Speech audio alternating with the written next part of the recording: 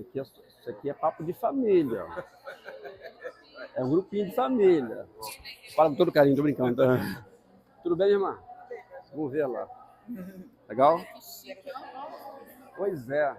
Tudo bem? E aí, filha? Tudo bem? Eu nunca. Sempre ele põe isso aqui em mim, não sei nem para onde vai. Ele tem algum lugar que ele manda, para onde ele manda isso? É, tem. É igual do pessoal da internet. Eu vou para Caxias, rapaz. Terminar aqui. Vou rápido aqui. Obrigado. Peguei de forma grossa assim. Desculpe.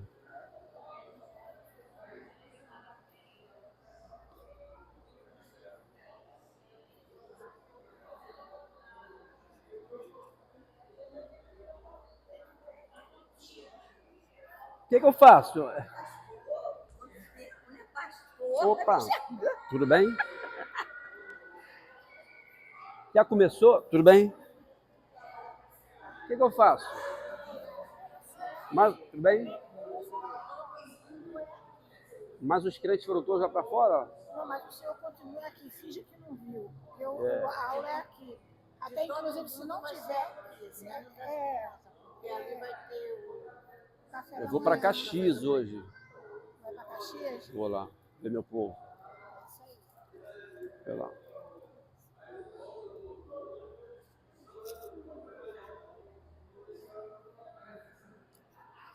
Vamos lá. É 10h30, né, que termina? 30 minutos. Som. Bom dia, irmãos.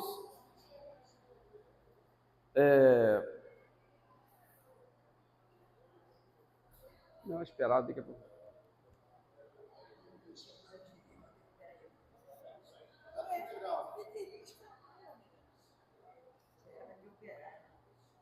Vou pecar logo. O outro não sabe terminar sermão, não, né? Um não sabe terminar, o outro não sabe começar.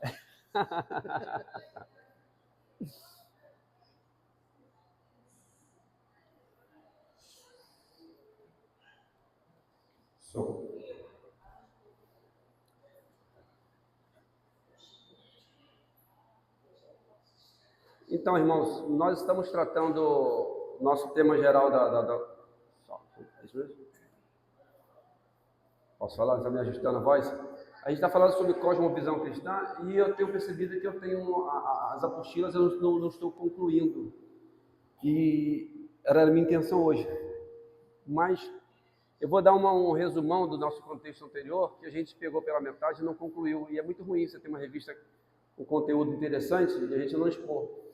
E nós estávamos falando sobre cosmovisão cristã, a sexualidade na cosmovisão cristã.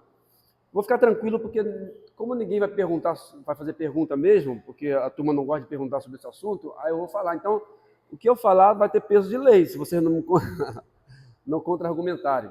Ok? Então, o tema foi sexualidade na cosmovisão cristã. De forma muito introdutória, a proposta é mostrar durante todas essas aulas, cosmovisão à luz de determinados temas, é que o nosso desafio é, à luz do Evangelho, fazer com que alguns setores e algumas práticas sejam redimidas. O Evangelho redimir é resgatar, né? O Evangelho nos resgatou, nós somos resgatados por Deus mediante o Evangelho de Jesus Cristo, e por consequência lógica, alguns setores de nossas vidas também devem e precisam ser resgatados, porque o pecado não só nos afastou de Deus, mas fez com que vários setores, práticas nossas, também em razão do pecado, fosse chapiscado, não sei se é essa a palavra certa, a incidência da nossa pecaminosidade também. E aí, nesse sentido, as práticas não são erradas por si só, mas a queda distorceu e a fé do Evangelho tem como desafio resgatar, a fim de que tais práticas sirvam agora sim para a glória de Deus. O objetivo é glorificar a Deus nesses setores e não demonizá-los e abandoná-los. E isso quando abandonamos, né? porque muitas vezes nós não abandonamos e o fazemos de forma equivocada e o nome do Senhor não é glorificado. Então o tema é a questão da sexualidade. E quando fala em sexualidade, a prática sexual é muito complicado, porque isso é algo muito, muito complicado, sobretudo quando por ocasião da incidência da queda.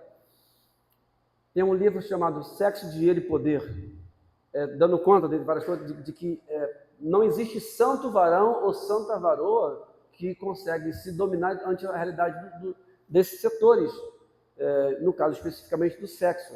Então, muitas vezes, a questão mesmo para evitar uma prática equivocada ou um comportamento equivocado, não é nem questão só de comunhão com o religioso, isso vai ajudar, mas é decisão mesmo, sabia disso? É decisão em não fazer o erro, e não cometer o erro, sobretudo na sociedade onde nós vivemos hoje, que a prática sexual está muito canalizada para a forma mais perversa, mais distorcida daquilo que deu razão no projeto original de Deus. E hoje, por exemplo, a gente vê a questão nos diversos setores, a pornografia hoje está muito acentuada, muito forte. A sociedade, a mídia, nas suas diversas, sempre que há possibilidade, ainda que não haja necessidade para comunicar algumas coisas, mas ela traz dentro do produto, da finalidade primeira, um meio de fazer com que essa informação chegue. Por exemplo, se ela quer fazer uma propaganda de uma roupa, ou de um carro, antigamente era de cigarro, bem, para eu olhar para o cigarro e prestar atenção na propaganda, eu preciso de um chamarisco. E o chamarisco normalmente é alguém que tem um apelo à sexualidade, né? Seja a mulher bonita, seja o cara com os ombros largos. Antigamente era assim, né? Do Marlboro, né? Do Marlboro. O personagem do Marlboro não era o Daniel Machado. Sim, a partir dali ninguém fumaria. Mas pega um cara bonito, era um cowboy, lembra disso? A turma da 8ª dose da vacina da Covid vai lembrar. Então pegava sempre aqueles caras bem arrumados, mais bonitões. Por quê? Mas a intenção não era o cara, a intenção era o cigarro. Mas havia uma necessidade de chamar a atenção. Então, qual era a forma de chamar a atenção, se não através do apelo sexual? Alguns mais escancarados, outros en passant. E, de igual forma, a questão de roupa das mulheres, isso sempre com esse apelo à sexualidade. Antigamente, as bancas de jornais vendiam as suas revistas pornográficas, com a chamada Playboy, lembra disso? Lembro, claro, lembro no sentido de vocês terem, ainda que não tenham consumido, essa é a proposta, mas vocês lembram. Isso, pronto. Da tal da tiazinha, aquelas personagens todas. Antigamente estava lá na revista, e na banca de jornal, e quando começaram a cobrar, apertar, resolveram, está muito escancarado. Lembra da tarja preta? Deixa só o rosto da tiazinha, o resto cobre. E aí a molecada comprava aquilo ali, fazia uma vaquinha e comprava aquilo ali. Não precisa mais disso. Hoje não precisa mais disso. No simples clique de celular, né? A gente tem acesso a essas coisas, tanto ele quanto ela, nós temos acesso. Então, hoje a coisa ficou muito escancarada e, por consequência, a nossa exposição a isso se torna mais complicada e dificultosa. Quer falar, Mauro? Você não? Bem, aí o que acontece? O que acontece é que pulveriza-se tanto a prática sexual de forma equivocada, imundana e perversa, diabólica, que faz com que a cristandade, a igreja, crie um tabu para pensar isso, para falar sobre isso, né? Para dialogar sobre isso. Até mesmo fora da igreja, conversar sobre sexo é um tabu tremendo, porque ninguém consegue ver mais a questão da prática sexual do ponto de vista lógico, divino e, por consequência, com o objetivo de glorificá-lo. Então, por conta dessa distorção, jogamos tudo no lixo e deixamos de dialogar. E deixando de dialogar, algo fica capenga, porque eu não dialogo. mas está na minha fisiologia.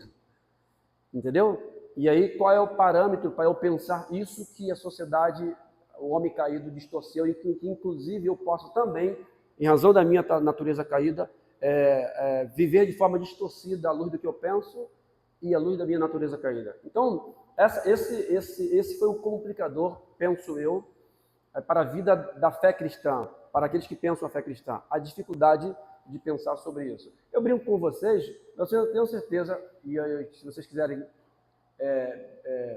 me contrariar, fique à vontade. A turma não pergunta, não estou dizendo que a aula só vai tocar se perguntar, mas gera constrangimento, e não pergunta, e beleza, tá? Então vimos que o sexo, nos aprendemos que não é resultado da queda, o sexo não é resultado da queda, é pré-queda, né? Assim como várias outras práticas não tem nada a ver com a queda. Lembra que falamos do trabalho? Antes da queda já havia ordem para plantar, para cultivar a terra. Falei aí, ó, pronto. Espero que eu saiba responder. No Jardim do Éden? Oxe, cheio de fecundo, seja fecundo, não foi essa a ordem? Deus cria Adão e Eva, não é isso? Qual foi a ordem? Isso. Então, a pergunta foi interessante. Fala, Mauro. Tinha muito trabalho para fazer sozinho, os dois, ó. Tinha um evento histórico que, aliás, foi o ponto que dá start a esse tipo de preconceito, porque o Papa, que agora me lembro o nome, ele interpreta o fruto proibido, né, que depois falaram que era maçã, mas a interpretação é de que o fruto proibido era o sexo. Uhum. Né? Então ele dá a interpretação e o sexo vira pecado, e por isso que o símbolo do pecado É a maçã. é a maçã mordida. É. Tá? O símbolo da Apple aí, o símbolo da Apple. Então, Pois é, vocês ficam aqui, ó, aqui, ó. Não, o telefone aqui, ó. Essa maçãzinha mordida é símbolo do pecado. Exatamente.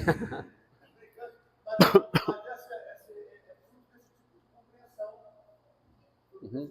compreensão errada já dá início lá na Idade Média, com a interpretação de que o pecado original, né, foi o relacionamento sexual. Uhum. Uhum. Pelo contrário, né, preencher a terra não ia ser uma força do pensamento. Exatamente. Então, para os fiéis da Presbiteriana de Boa Esperança especificamente, esse pensamento não pode parar, não existe. O sexo é algo divino e o nosso desafio é glorificar a Deus com essa prática, e a gente vai ver aqui como que o nome do Senhor é glorificado nessa prática. Vimos também que não só temos a informação do Éden, em que a prática sexual havia entre Adão e Eva, mas os próprios textos sagrados, Salomão escrevendo cantares e provérbios, ele vai apontar para isso aí, lembra que nós falamos aqui? Falando da beleza, da relação sexual entre o esposo e a esposa, ok? Eu assisti um filme, não sei se o Mauro já viu, De Bico Calado. Olha o nome engraçado. É com aquele personagem do... esqueci o nome do... Mr. Bean, não tem o Mr. Bean? Ele que fazia. Então, ele era um reverendo. E contar a história aqui, né? Qual é o pano de fundo da história? Ele é um reverendo, full time na igreja, e aí, full time na igreja, leitura errada sobre esse tema, a família estava desestruturada. Além dos 2 filhos, um casal, a esposa. A esposa ia à academia, olha só que coisa interessante, ó. Interessante ou triste, né? A esposa ia à academia e o reverendo, full time, trabalhando na igreja e com uma leitura equivocada sobre a questão da sexualidade ou do sexo. E aí surge uma personagem, uma governanta que vai trabalhar na casa dele, e aí é ela que orienta o reverendo, o convidou a ler cantares do ponto de vista correto. E aí sim, quando ele começou a ler cantares, vendo aquelas falas que muitas pessoas têm constrangimento de ver, né? Quando o autor sagrado fala de forma detalhada, né? Quanto à questão da prática sexual, do elogio, das nuances do corpo dele e dela. E aí sim, pronto. Agora ele olha para a esposa com outra leitura e o casamento foi salvo aí a partir dessa mulher que dá essa orientação. Esse filme é muito interessante. Eu vi um tempo atrás, eu vou tentar ver. Ver mais uma vez. Bem, vimos que a relação sexual E aí, óbvio, né? Tá. A relação sexual, ela tem, dentre várias motivações, ela tem o objetivo também de blindar a relação conjugal. Ela não só proporciona prazer, afeto, mas também blinda a relação sexual, ou digo, blinda a relação conjugal. Ou seja, quer proteger a sua esposa, quer proteger o seu esposo, faça amor com ele. Faça amor com ela. Porque à medida que isso não acontece, nós deixamos ele ou ela expostos. Ah, mas aí é problema dele, devem ser fiel. Sim, sim. Ninguém pode justificar um adultério, uma traição. Meu esposo não me assiste, minha esposa não é assim. Contudo, precisamos ser sinceros que quando você não assiste, você expõe o seu parceiro. Você expõe a sua parceira. Se não, vejamos, Provérbios capítulo 5.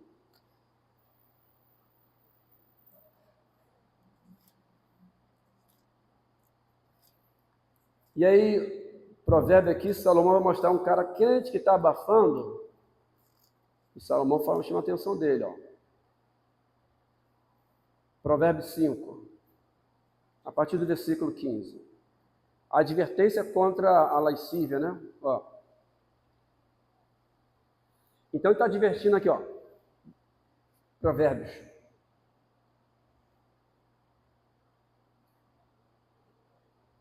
Bebe a água da tua própria cisterna e das correntes do teu poço. Ok? Então ele está advertindo o camarada o seguinte, ó. A água que você tem que beber é da cisterna que está em casa, tanto para ela quanto para ele. Então não beba a água da cisterna alheia, porque o camarada está se envolvendo com mulher lá fora. Então a advertência é essa: beba da água da tua própria cisterna. Derramar-se-iam por para fora as tuas fontes e pelas praças os ribeiros das águas. Ou seja, você está bebendo água de uma cisterna que não é sua. Grosso modo é isso. E a tua cisterna está aqui. Vai deixar que outro beba da sua própria cisterna? Você percebe? Então Salomão vai tratar disso. Versículo 18. 17. Sejam para ti somente e não para os estranhos contigo. Ou seja, se você, bobinho, querendo beber água lá fora, não beber da água de cá, alguém vai beber de cá. Sejam para ti somente. E ele está falando aqui, usando a figura do homem, o contrário também é verdadeiro, ok? Seja bendito o teu manancial e alegra-te com a mulher da tua... da tua o quê? Onde eu me perdi aqui? Mocidade. Coça, aí ele vai falar aqui as palavras, né? Coça de amores e gazela graciosa, sacia-te com os seus seios em todo o tempo. Ou seja, você tem aonde se assistir. Então não há necessidade, não precisa, não pode saciar-se lá fora. Então, a coisa que a gente aprende é a questão da relação sexual, além de entre outras motivações, também tem uma forma de blindar a relação sexual. 1 Coríntios, vamos pensar isso aqui interessante, ó. Para ratificar essa ideia, capítulo 7.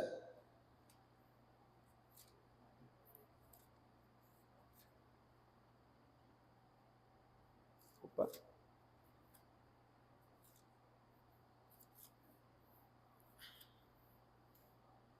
Então, qual é a questão aqui? A questão aqui é que escreveram para o apóstolo Paulo acerca de uma demanda. E qual era a demanda? Os religiosos, os espirituais, aspas, estavam com a pretensão de uma vida mais espiritual. Uma das formas, segundo esse setor, de você crescer espiritualmente é você se abster da prática sexual. Então, alguém que era celibatário estava pulverizando como se isso fosse normativa. Ou seja, então cara, muitos que não eram casados adotavam o celibato sem serem chamados para o celibato. É errado. E os que eram casados podem ser celibatários? Mas estavam na prática sim, porque falaram para ele que chegar a procurar a esposa vai prejudicar a sua caminhada, a sua jornada espiritual. Fala, Tânia, por favor. Salomão, ele mesmo cometeu um grave erro, né? Foi advertido por Deus sobre as concubinas que estavam lá e ele, além de aquele arado, ele aproveitou e... Tinha várias ainda, foi atrás de outras, levaram Salomão.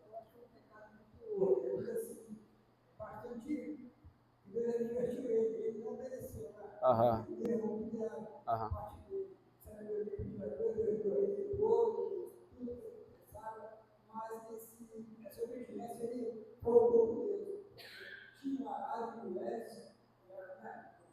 Ou seja, se eu fosse Deus, eu não salvaria Salomão, não. Ele tinha 1000. Ainda foi... É. Fala aí. Ele associou a questão da sabedoria e a gente gosta de usar a pseudo-sabedoria que a gente tem para ficar justificando o pecado. Né? Então, Salomão, eu não posso adulterar, não posso casar com uma mulher e me relacionar com a mulher de outra pessoa. Então, eu vou casar comigo. Né? E aí ele não vai estar o quê? Adulterando. Né?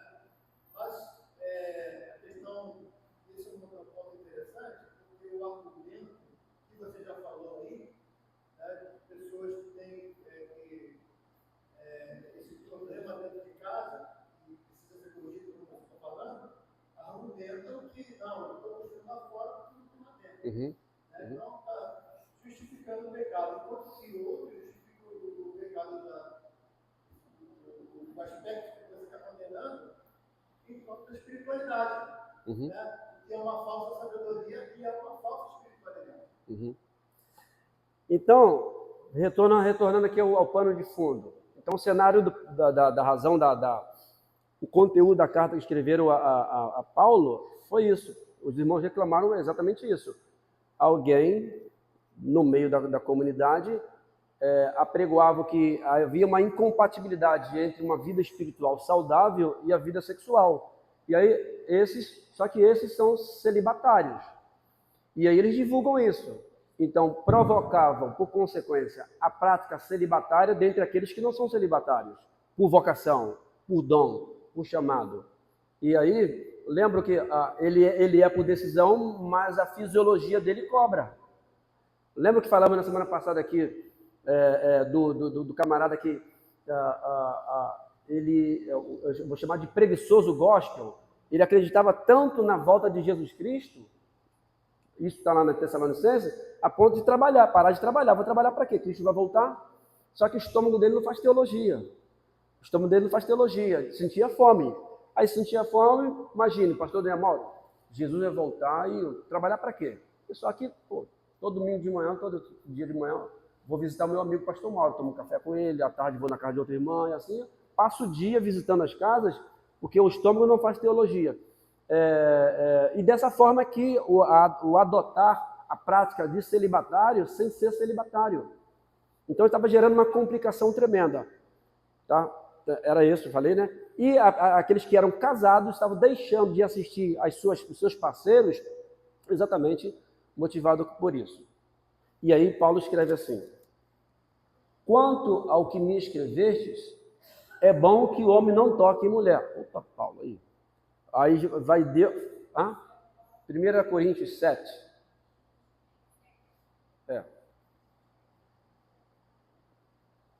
Deus fala, não é bom que o homem esteja só.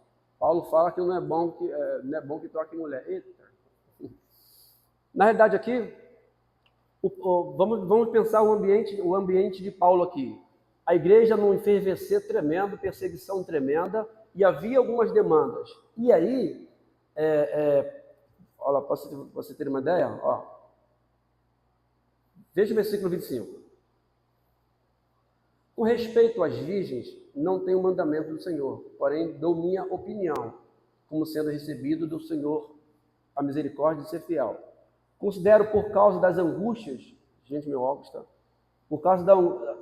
considero por causa da angustiosa situação presente, ou seja, havia um ambiente, havia um momento, uma situação específica que eles estavam vivendo. Considero ser bom para o homem permanecer assim como está. Está casado? Não procure separar-se. Estás livre de mulher? Não procure casamento.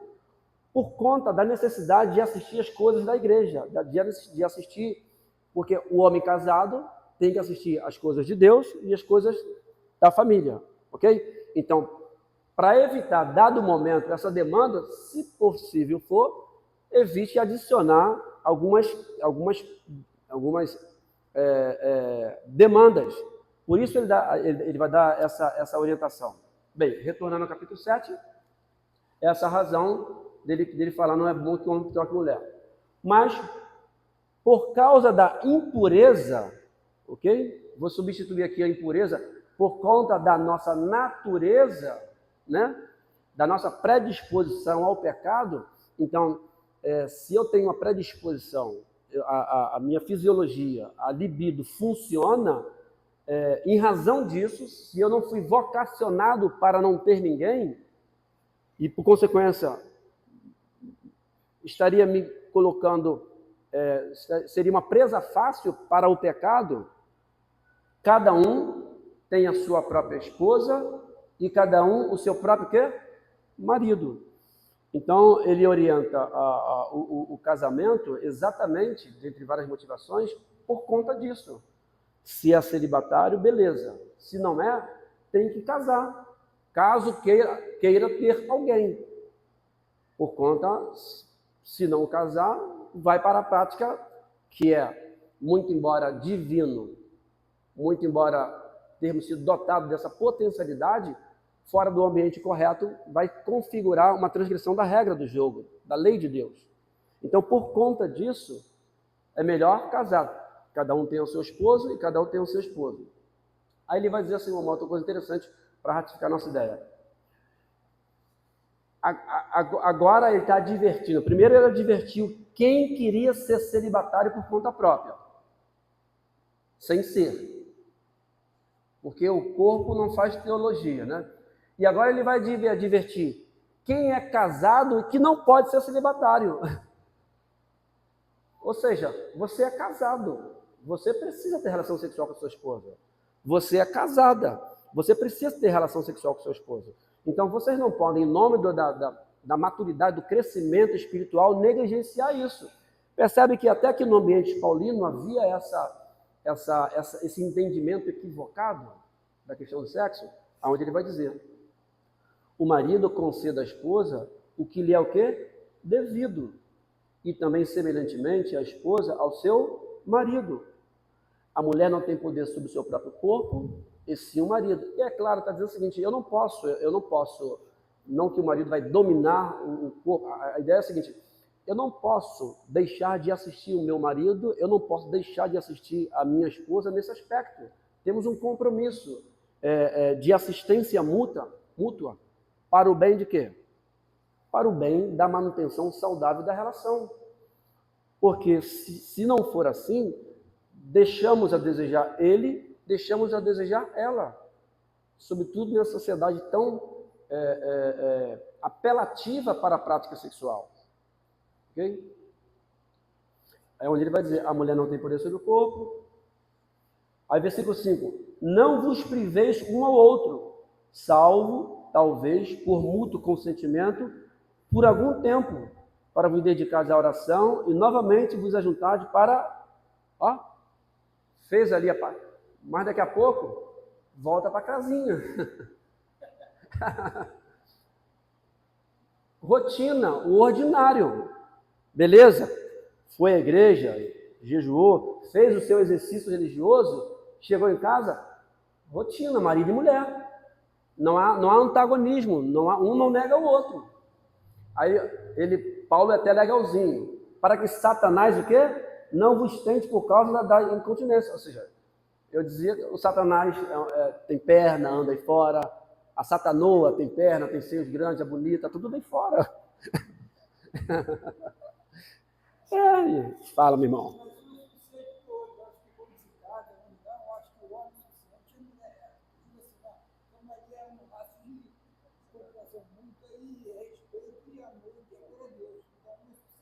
Sim.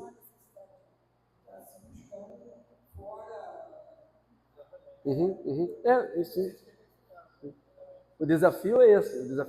O desafio é esse. Se a gente for pensar direitinho, irmãos, qual é a grande proposta? E eu já falei várias vezes aqui, e Mauro tem sido essa tônica também. O objetivo do cristão parece qual é o fim principal do homem? Glorificar a Deus e gozá-lo para sempre. Então, o objeto do cristão é o Senhor, é o nosso Salvador. Tem um autor que, não sei se seria Lutero, não sei. Bem, eu não vou dar o nome, mas ele fala o seguinte: todos os dias eu me levanto e quando eu coloco os pés no chão, eu me dirijo ao meu Salvador, ao meu general, e falo o seguinte: qual é a sua proposta para o Senhor, que o Senhor tem para mim hoje? Então, é levantar e trabalhar com essa proposta, é glorificação do nome do Senhor. Nosso objetivo é esse.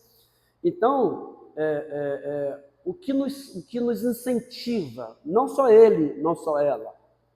E muitas vezes, quando nós encontramos motivação nele e nela, porque a relação conjugal ela não é fácil, e aí, gente, é sobre ele, o nosso Salvador. Não é isso que ele fala? Da submissão à mulher como ao Senhor, do amor do homem à mulher como Cristo amou a igreja, da obediência do filho aos pais, porque isso é agradável ao Senhor, da fidelidade do empregado ao patrão, segundo Pedro, não só à vista, mas sobretudo quando ele sair da empresa, é como se estivesse fazendo para o próprio Senhor. Existe um Senhor acima do Senhor terreno. Então, se a gente for analisar os diversos setores da nossa caminhada, é tudo sobre o nosso Salvador. Então, quando nós deixamos de assistir, e aí, conforme o pastor Mauro falando, a gente vai dando as nossas justificativas, não tem, porque se eu aponto um erro nelas, se eu aponto um erro nele, é sobre aquele que não erra. É sobre o perfeito, é sobre o puro. Essa questão isso é uma armadilha muito grande. Essa questão? Esse assunto de uma forma geral, porque na tradução aqui, a tradução aqui da revista atualizada, ele fala sobre impureza, né? Por causa da impureza, cada um tem a sua própria esposa. A impureza, essa tradução, fica na superfície, porque na verdade Paulo está refletindo o ensino de Provérbios, o ensino que você citou antes, a questão da cisterna, que a palavra aqui é porneia, quer dizer, pornografia. Sexual ilícita. E aonde que está a armadilha? Porque por causa da nossa sabedoria burra, né, a gente vai e pula cerca justificando que não tem caso. E aí a gente adultera, e aí você sai de um problema que você tem com o seu cônjuge, com a sua esposa, com o seu marido, e entra num confronto direto com Deus. Sim. Entendeu? Então a pessoa vive num contexto de adultério com a sua justificativa, né? E aí ela vai para o inferno. A ideia aqui de Paulo não apenas cuidar do lar, né? Mas poupar as pessoas dessa armadilha maior. Que é a ira de Deus. E é a ira de Deus. Né? Você vai estar num confronto direto com Deus. Né? Embora eu entrar num confronto direto com a humanidade seja uma coisa difícil. Entendeu? Deus ainda é pior. Então, a gente precisa ter muito cuidado com isso, né? Porque é uma preocupação clara aqui. A gente perdeu noção do que significa isso mesmo, né? Esse olhar divino. A gente fala tanto da beleza do amor de Deus, porque Deus amou o mundo de tal maneira, Deus é amor, Deus... A gente foca tanto isso, o que não é mentira, mas esse amor de Deus não anula o fato de que sobre nós repousava a ira dele no sentido da condenação, né? E por que a gente não tem temor? Porque a gente não tem dimensão sobre a questão da santidade dele. Lembra daquela historinha que eu contei aqui uma vez? De frasezinha de Facebook?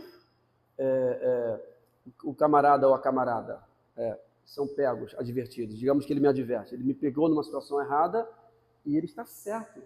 Mas eu fico tão saturado porque ele me pegou, ele me advertiu, respaldado, me enquadrou, tipificado, eu não tenho como fugir. Mas o meu orgulho religioso, sobretudo, quem é ele? Ele é um membro da igreja, eu sou o pastor. Quem é você? Olha. E aí o meu orgulho perverso, mundano, eu vou enquadrá-lo, quer ver? Vou dizer o seguinte, meu irmão, beleza. Só quem pode me julgar é o Senhor. Você vai querer me julgar? Quem é você? Deus vai me julgar. E a grande pergunta dessa frase no Facebook foi, e você não tem medo disso? Percebe que eu fugi do juízo dele para me acolher nos braços amorosos do Deus de amor. Só que esse Deus de amor, Deus é o seguinte, veio para o lado errado. O sarrafo é lá em cima. Então a gente não tem noção. Só quem pode me julgar é o Senhor. Gente, isso é terrível. O reverendo Ricardo escreveu uma coisinha no Facebook que eu achei interessante. Fala bem assim, ó. A frase, aspas, fala bem assim, ó. A gente fala com tanta que Deus te receba no lugar que você merece. Aí ele vai comentar isso. Essa é o pior desejo, vou ser redundante, pior coisa que podemos desejar para aqueles a quem nós amamos. Que Deus te receba no lugar que você merece. Onde Deus vai me receber? Lá no pré-sal, irmãos. Lá no pré-sal. Lá no infernão. Então, essa frase é muito complicada. Porque nós não merecemos nada, é o inferno que a gente merece, é bondade dele. Então, a gente perdeu a noção disso em nome dessa questão. Aí nós temos a nossa caminhada de fé muito manca. Muito, né? Enfatizamos um Deus amoroso que é conivente, na minha leitura, que faz vistas grossas para as minhas práticas que eu procuro justificar. Pô, minha esposa esquentou minha cabeça, me estressou, eu saí, e aí começo a canalizar para ela. O contrário também é verdadeiro. Não é sobre isso, porque a nossa relação não é sobre ela e não é sobre ele. Esse é o diferencial da relação conjugal para aqueles que professam a fé cristã. Por que nós entendemos que há possibilidade, nós somos instados à manutenção da fidelidade? Do ponto de vista humano, estamos na mesma relação com os de fora. Porque casamos com alguém que é pecador e casaram também com alguém que é pecador. A mesma coisa lá de fora.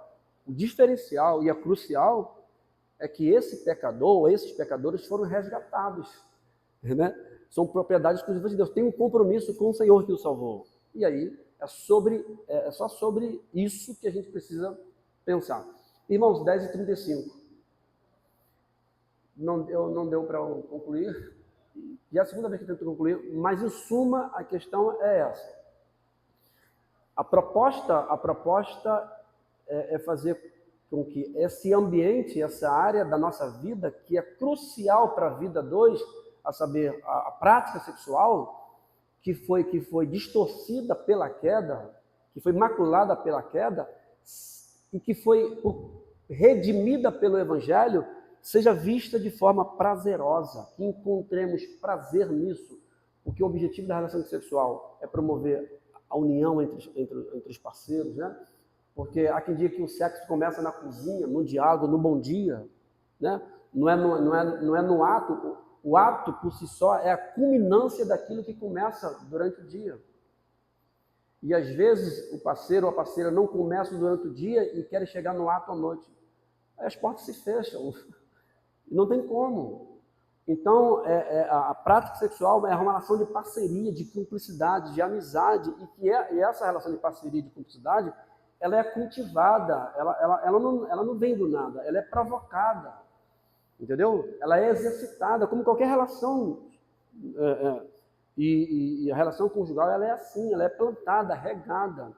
Então, ela é nesse ambiente de parceria, ela tem como proposta isso, promover isso, ela tem como proposta promover o prazer sexual mesmo, A assistência é uma área que é nossa, o prazer, a libido, né? Que a gente tem dificuldade de falar isso, mas é para chegar a prazer mesmo, prazer. Grosso modo, é o orgasmo mesmo, é o ápice. Eu gosto daquela música, não é que é? Do Roberto Carlos. Vou cavalgar nos seus cabelos durante... Quando ele fala, estrelas bem, pronto, chegou. É sobre aquilo ali, é sobre esse momento do ápice da relação sexual que o nome do Senhor deve ser glorificado. O parceiro e a parceira cristã precisam, devem ser assistidos nisso. E aí o autor vai defender outra tese, que também dentro dos pontos, é a questão da procriação mesmo. Os filhos vêm a partir da relação sexual para aqueles que decidem serem pais, pai e mãe, né? Então, mas que nesse ambiente, que Deus nos dê a graça de redimir, de puxar essa prática tão divina, tão prazerosa para cada um de nós, nos livrando da nossa mente perversa, do nosso coração caído, que Jesus Cristo ele é muito sábio, quando ele desmantela os fariseus, ouviste o que foi dito aos antigos, não adulterarás, e aí o fariseu orgulhoso vai dizer o seguinte, tranquilo, eu estou aqui com a minha esposa, não tenho só, né? E ele vai dizer assim, ele vai dizer o seguinte, eu porém vos digo, aquele que só olhar com a intenção pura, com a mulher já adulterou com ela. Então ele vai dizer o seguinte, é impossível, né? É impossível. Então, se vocês pretendem salvação, porque a fala é essa, para um grupo que estava pretendendo serem salvos por conta do cumprimento da regra do jogo, vocês não cumprem e não são salvos por isso. Então descansem em mim. Então, quando por ocasião da nossa dificuldade nesse setor, é recorrermos ao joelho, é fugirmos, orarmos e fazermos como José. Tem dois personagens, né? Ou sejamos José ou Davi. Davi ficou todo bobinho lá no palácio, não ficou? Aí apareceu aquela herege lá. Davi resistiu? E aí um abismo chama outro abismo, Davi coabitou com aquela mulher, depois Davi gostou da mulher, fez a besteira que fez, caramba, vou ter que dar um jeito aqui para matar o camarada com a esposa, tirar do circuito para eu, de repente, perpetuar ali. Botou o cara para a guerra, e aí vai. E aí o desafio é que sejamos o quê? Como José ficou na história? Fugiu nu, falei, não vou ficar aqui não, porque vai dar ruim. É mais ou menos assim. Que Deus nos dê a graça, irmãos, de glorificar ao Senhor nesse ambiente que deve ser utilizado para a glória do nome do Senhor e manutenção da relação conjugal. Que Deus abençoe. Amém. Pode encerrar, irmão? Vamos orar? Nos coloquemos em pé, irmão?